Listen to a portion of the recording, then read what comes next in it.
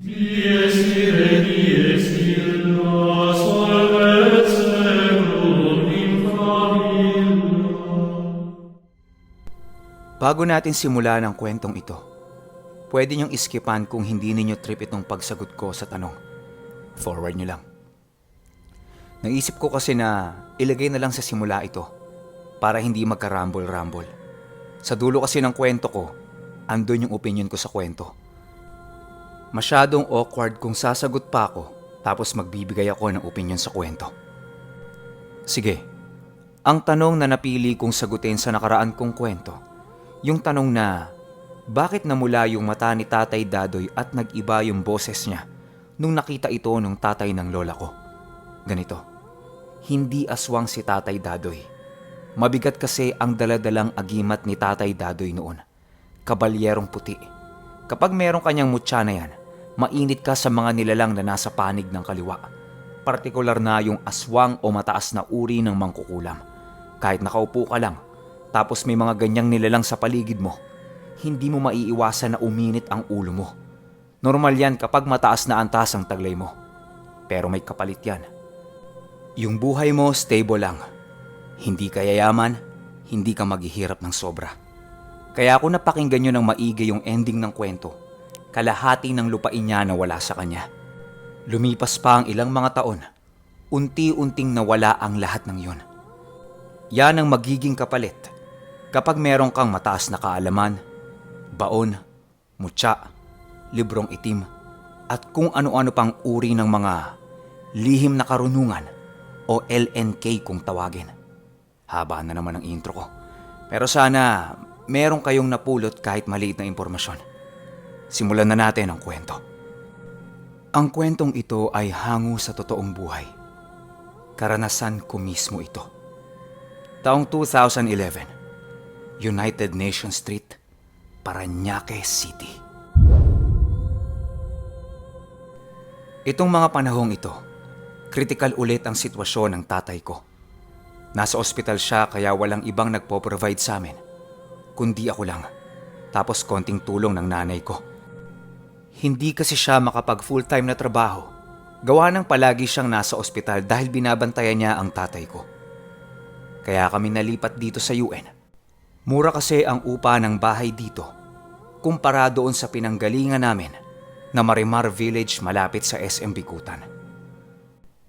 Kung may mga taga Better Living akong listeners, alam nyo lahat ng binabanggit kong lugar. Itong bahay na nilipatan namin sa UN, hanggang 3rd floor. Hindi ito ganong kalaki kasi nga mura ang upa. Bawat palapag ng bahay na ito, sakto lang yung laki. Merong sapat na espasyo ang unang palapag para sa sala, kusina, CR, kainan at labahan. Sa 2nd floor naman, medyo maliit. Ando dun yung 2 kwarto. Kwarto ko, kwarto ng nanay at tatay ko na bibihirang magkatao, at doon sa 3rd floor, ando doon yung nag-iisang kwarto ni James at ni Ella. Paminsan-minsan din kasi, wala sila doon. Nasa ospital din sila para samahan ng nanay ko. Isang hapon, kumpleto pa kami noon partida. Ako, Ella, James, nanay ko at lola ko. Galing kami ng SM noon. Kasi namili kami ng mga pagkain nila para dalhin sa ospital. Medyo mahal kasi kung doon sila bibili ng mga makakain nila.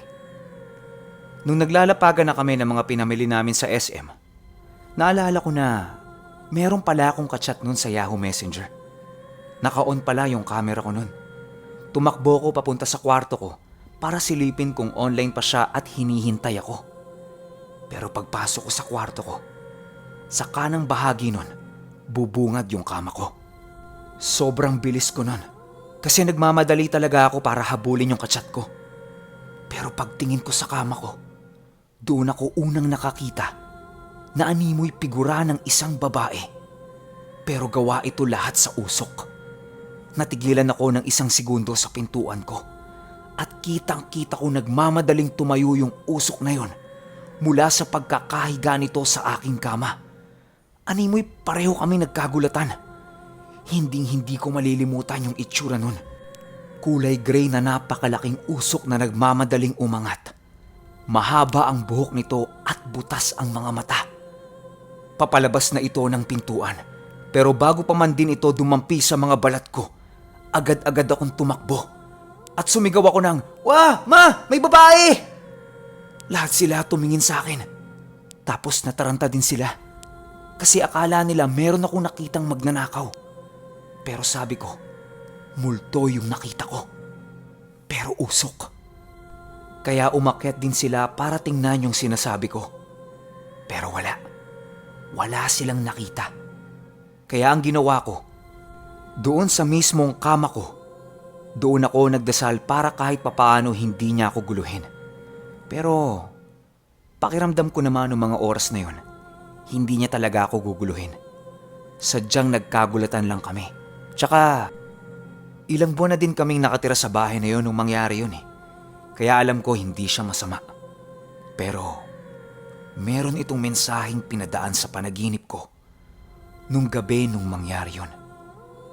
Nawala na siya sa isip ko kasi libang na libang ako nun sa Yahoo Messenger eh.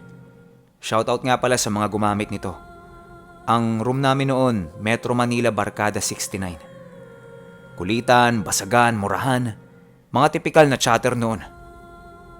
Nung matutulog na ako, hindi na ako nagpoder. Normal na panalangin na lang para humingi ng pasasalamat sa kanya. Nakatulog na ako, pero hindi ko malilimutan ang panaginip na ito.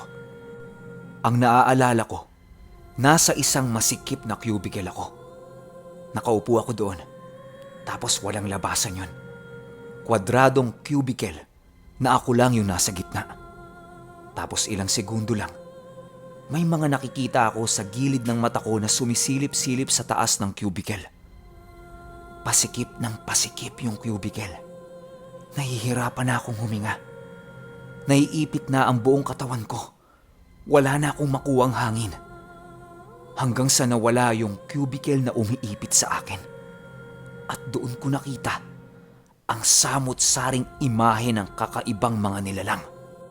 Ang hinding-hindi ko malilimutan sa kanilang lahat, yung merong mahabang ilong, kulay berde ang buong balat, puro buhok ang dibdib, at yung mga mata nito ay nasa dulo ng mga ilong niya.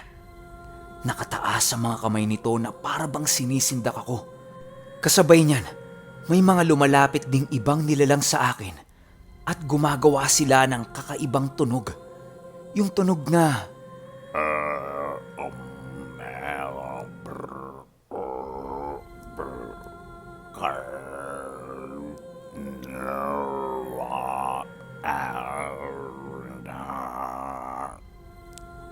parang nagbibigay sila sa akin ng mensahe.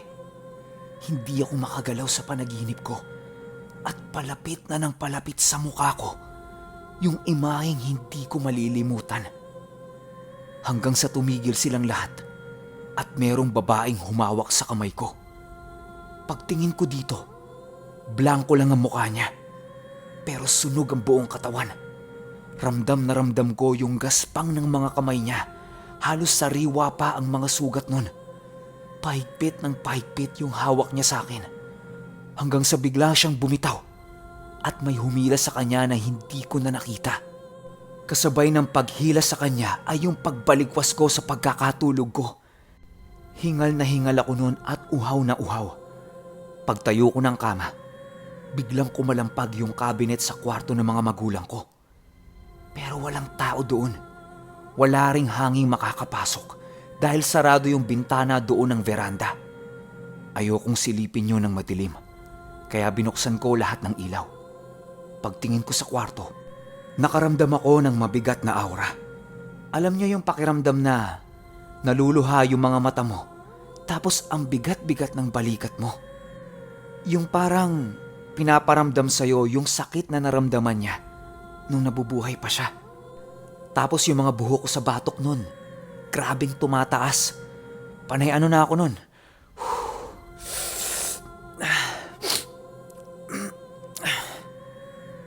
Kaya bumaba ako nun. Pagbaba ko, nandoon natutulog yung lola ko.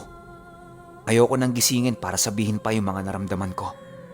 Kaya ang ginawa ko, kumuha ako ng kandila pumunta ako sa kwarto ng mga magulang ko at pinagdasal ko yung kaluluwa niya. Hindi na ako natulog buong gabi nun. Para mawala yung atensyon ko sa kanya, nakipag-chat na lang ako sa Yahoo Messenger. Kinaumagahan, kinuwento ko yon sa lola ko. At ayon sa kanya, naikwento ng kapitbahay namin sa kanya na yung bahay palang tinitirhan namin, ang dating mga nakatira doon ay isang babaeng baldado, 2 kapatid nitong matanda na din, at isang alalay nila. Kaya pala naiiba ang pintura ng bahay namin sa mga katabing bahay nito. Gawa ng nasunog pala yun. Tapos yung babaeng baldado, hindi mabuhat ng mga kapatid niya. Kaya ang nangyari, doon siya namatay at nasunog. Nung narinig ko sa lola ko yan, halos maiyak pa ako kasi ang sakit nga nung sinapit niya. Kaya magmula noon, tuwing 6:00 ng hapon nagtitirik ako ng kandila at nag-aalay ako ng dasal sa kanya bago ko simulan yung sarili kong dasal. Alam lahat yan ng mga malalapit sa buhay ko. Araw-araw hinihiling ko na sana kahit papaano ay makatulong yung munti kong dasal para sa kanya. Pero parang 1 linggo ko lang yata nagawa yun. Hindi natigil ang pagpaparamdam niya sa akin nun. Andyan pa yung may bumababa sa hagdanan nila Ella, may kumakalampag sa sapatusan, on-off ng TV ng mga magulang ko. Basta sobrang dami niyang paramdam. Pero lahat ng paramdam niya, nasa labas lang ng kwarto ko. Kasi yung mismong pintuan ko, nilagyan ko ng harang na dasal. Hindi siya makakatawid doon. Maliban na lang kung aalisin ko. Tsaka, hindi ko na siya gaanong naisipan nun. Gawa nga ng patong-patong ang problema ko. Ako kasi ang provider ng mga panahong ito eh. 21 years old pa lang ako nun, pero pasang ko na yung mundo. Bayad sa ospital, billings ng bahay, pagkain, lahat-lahat. Kaya hindi rin ako naging consistent na alayan siya ng dasal. Meron pa isang beses, muntik ko na itong matigalpod dahil sa sobrang kulit. Wala lahat ng tao sa bahay nun. Ako at si Clifford lang. Si Clifford nasa baba ako nasa taas. 1:00 yon na madaling araw. Bumaba ako para uminom ng tubig. Tapos pag-akyat ko, hinampas niya yung pintuan sa kwarto ng mga magulang ko. Nagpintig yung tenga ko. Tapos nag-uusal na ako ng buhay na salita sa isip ko habang nakatitig ako ng masama sa pintuan. Tapos bumubulong ako nun ng, "Tigilan mo na yan. May trabaho pa ako bukas. Kapag hindi mo tinigil yan, pasensyahan tayo." Pagpasok ko sa kwarto ko, kinatok naman niya yung pintuan. Mahinang katok lang naman pero maririndi ka talaga. Kasi ang tahimik ng buong paligid tapos makakarinig ka ng ganun. Sa sobrang inis ko, nagpoder ako ng krus ng liwanag. Bumaba ako, kumuha ng kandila, tapos tinirikan ko siya sa tapat mismo ng pintuan para matigil na. Alam ko silaw na silaw siya noong mga oras na yun, kaya natahimik. Matapos yun, nawala lahat ng ingay. At nakatulog na ako. Pansin nyo, pinutol ko yung kwento. Kasi matapos siyang insidenteng yan, para mga 2 weeks lang, umalis na kami sa bahay na yun. Kasi na-discharge na rin yung tatay ko sa ospital niyan eh. Bale, tumagal lang kami siguro doon ng 6 or 7 months. Bukas, susubukan kong i-upload yung pagkakasunod-sunod na mga bahay. Iikutin namin yon tapos videohan ko. Kasi isa yan sa mga huli naming nilipatan eh. Ang next na naging bahay namin, yung doon naman sa Hawaii Village. After sa Hawaii Village, nabili na namin yung bahay na tinitira namin ngayon. Kaya bale, ito na yung pinaka-last. Pero doon sa Hawaii, alam nyo bang nakita pa ng nanay ko yung gabay ko doon? At ang masakit, meron itong kasama. Pero syempre sa susunod na yan. Doon sa Ako 5, ipapakita ko lahat ng bahay na nilipatan namin. Maliban doon sa Hawaii at MJS kasi mahigpit doon, mga exclusive village kasi. Pero yung iba, ipapakita ko sa inyo. So, paano? Wala tayong tawa. Kasi yung spirito na yun, alam ko dun pa yun. Tsaka alam ko hanggang ngayon, yung bahay na yun wala pang nakatira. Kami na yata yung pinakalas na tumira doon. Ewan ko lang sa panahon ngayon. Kaya iikutan natin yan. Tapos kayo na ang bahalang humusga kung ano ang mga makikita ninyo. Comment kayo ng opinion nyo sa kwento ko ha. Yun lang. Hanggang sa susunod na kwento. Salamat.